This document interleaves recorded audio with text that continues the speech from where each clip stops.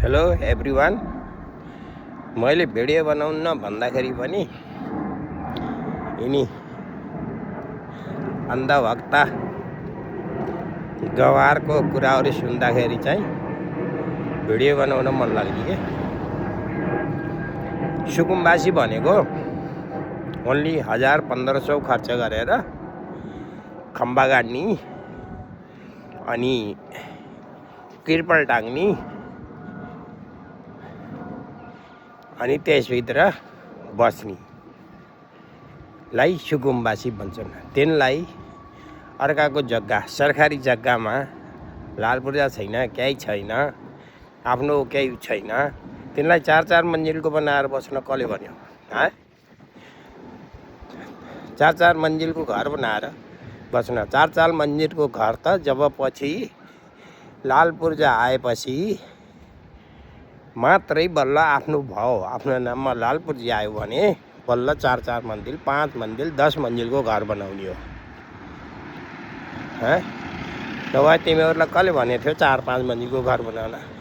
तिमी अगर सुकुम्बासी हुन्थ्यौ, सुकुम्बासी हो भने सुकुम्बासीले त जब तक आफ्नो नाममा हुँदैन त्यसले ओन्ली 2-2.5 हजार रुपियाँ खर्च गरेर खम्बा गाडेर माथिबाट टिनका पाता हो या प्लास्टिक हो हालेर घर बनाएर बस्छ।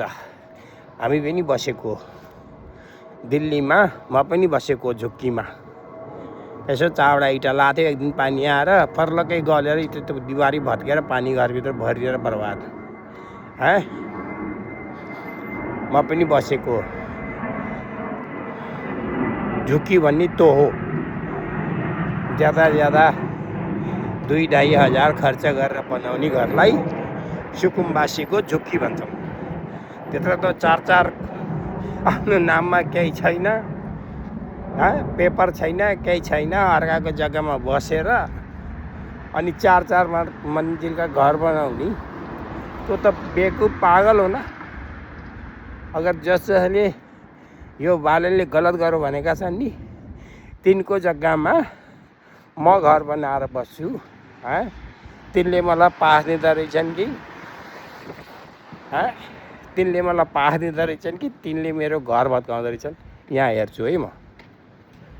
तिम्रीमा गवार अर्कालाई विरोध गर्ने पनि हद हुन्छ यार।